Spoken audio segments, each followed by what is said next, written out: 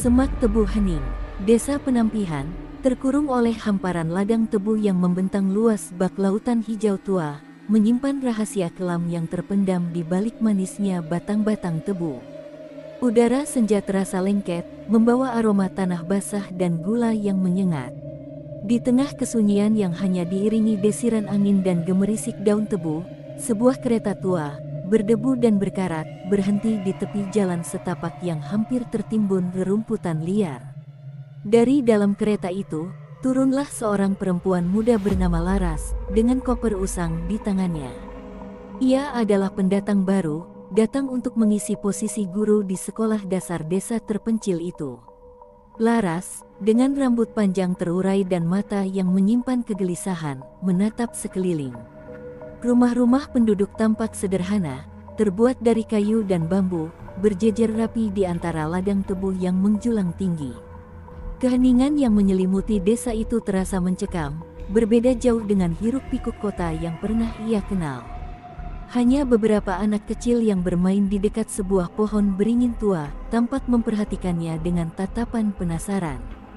Pak Karto, kepala desa yang sudah tua renta dengan kulit keriput dan rambut putih yang kusut, menyambut kedatangan Laras. Wajahnya ramah, namun sorot matanya tampak menyimpan sesuatu yang tak terbaca.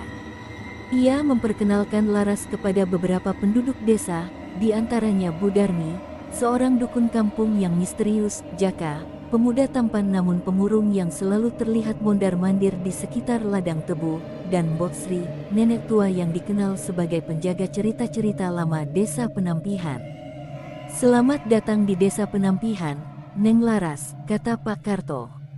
"Semoga Neng betah di sini." Laras tersenyum, berusaha menyembunyikan rasa gugupnya.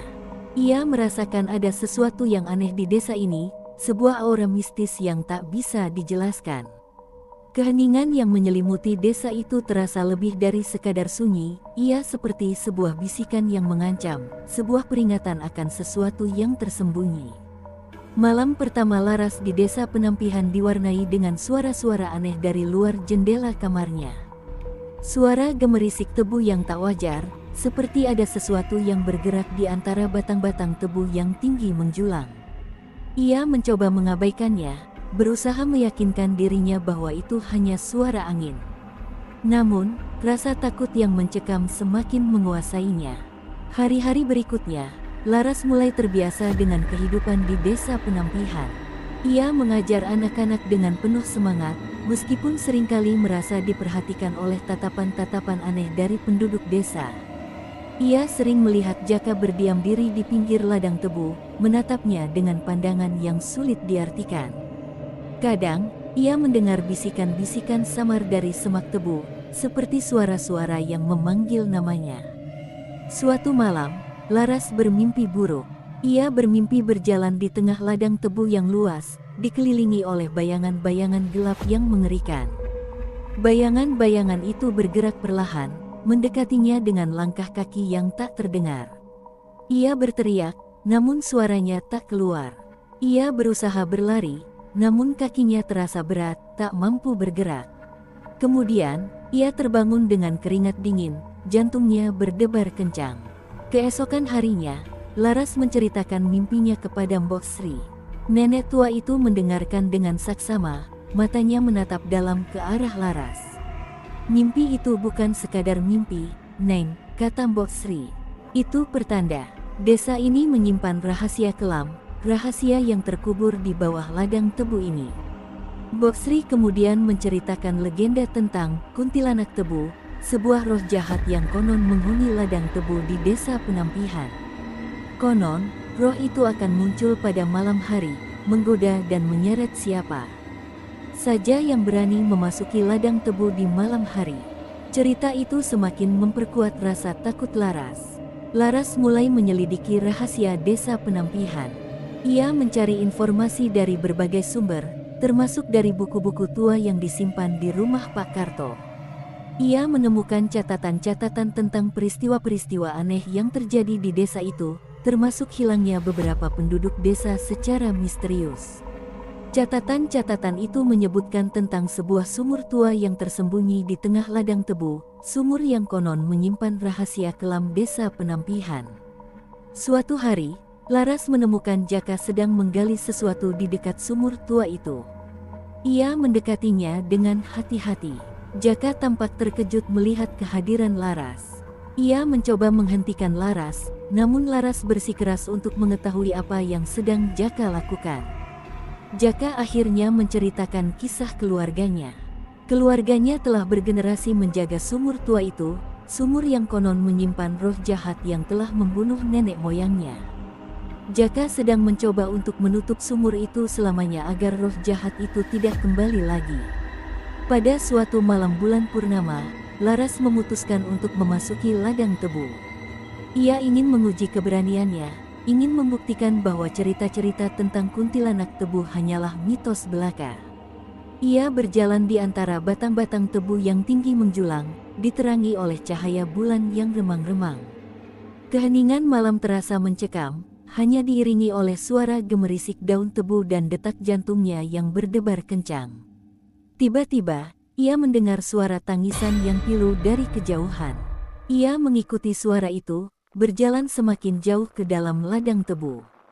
Ia melihat sosok perempuan berambut panjang, mengenakan pakaian putih, berdiri di tengah ladang tebu. Sosok itu adalah kuntilanak tebu.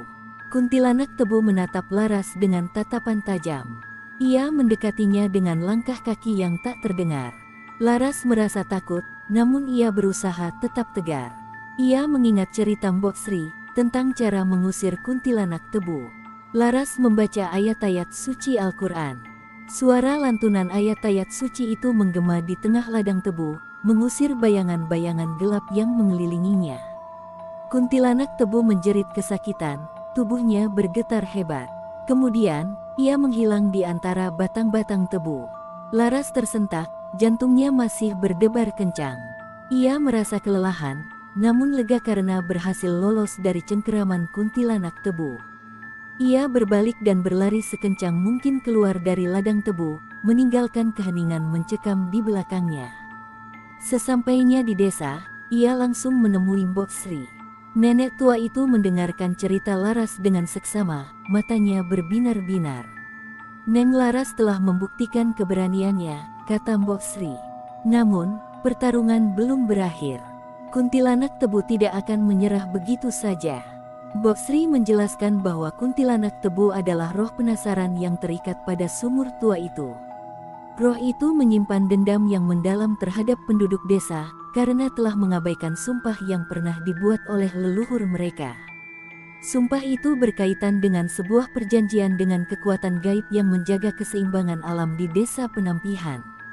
Mbok Sri menceritakan sejarah desa Penampihan. Dahulu kala, desa itu dihuni oleh para petani tebu yang hidup rukun dan damai. Mereka hidup berdampingan dengan kekuatan gaib yang menjaga ladang tebu mereka. Namun, seiring berjalannya waktu, keseimbangan alam terganggu karena ulah manusia yang serakah. Leluhur mereka melanggar perjanjian dengan kekuatan gaib itu, sehingga menimbulkan kutukan yang menyebabkan munculnya kuntilanak tebu.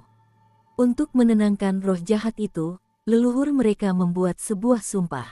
Sumpah itu berisi janji untuk selalu menghormati alam dan menjaga keseimbangan alam di desa Penampihan.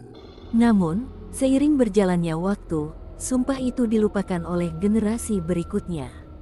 Akibatnya, kuntilanak tebu kembali muncul dan mengganggu ketentraman desa.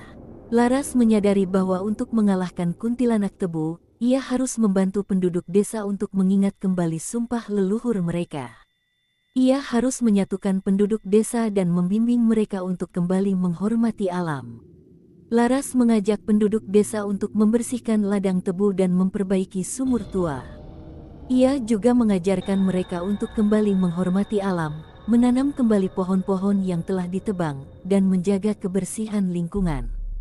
Jaka, yang awalnya pemurung dan pendiam, ikut membantu Laras. Ia merasa bersalah karena telah mengabaikan sumpah leluhur. Bu Darmi, dukun kampung yang misterius, juga membantu Laras. Ia memberikan ramuan-ramuan herbal untuk membersihkan ladang tebu dari energi negatif. Ia juga membantu Laras untuk berkomunikasi dengan roh-roh leluhur. Proses penyatuan desa itu tidak mudah. Ada beberapa penduduk desa yang masih ragu dan takut. Namun, dengan kegigihan Laras dan dukungan dari Jaka, Bu Darmi, dan Mbok Sri, akhirnya mereka berhasil menyatukan hati dan pikiran. Pada malam purnama berikutnya, penduduk desa mengadakan ritual pembersihan di ladang tebu. Mereka membakar kemenyan dan membaca doa-doa, memohon kepada kekuatan gaib untuk memaafkan kesalahan leluhur mereka. Laras memimpin ritual tersebut, membacakan ayat-ayat suci Al-Quran dengan lantang. Di tengah ritual tersebut, kuntilanak tebu muncul kembali. Namun, kali ini, ia tampak lebih lemah. Energi negatif yang mengelilinginya telah berkurang karena usaha penduduk desa untuk membersihkan ladang tebu dan memperbaiki sumur tua. Laras, dengan bantuan Jaka dan Bu Darmi, berhasil mengusir kuntilanak tebu untuk selamanya. Roh jahat itu menghilang, meninggalkan keheningan yang damai di ladang tebu. Setelah kuntilanak tebu menghilang, desa Penampihan kembali damai. Penduduk desa hidup rukun dan harmonis, saling membantu dan menghargai alam. Laras tetap tinggal di desa itu, menjadi guru yang dicintai oleh anak-anak. Ia dan Jaka menjalin hubungan yang lebih dekat, saling mendukung dan menyayangi. Ladang tebu kembali hijau subur, menghasilkan panen yang melimpah.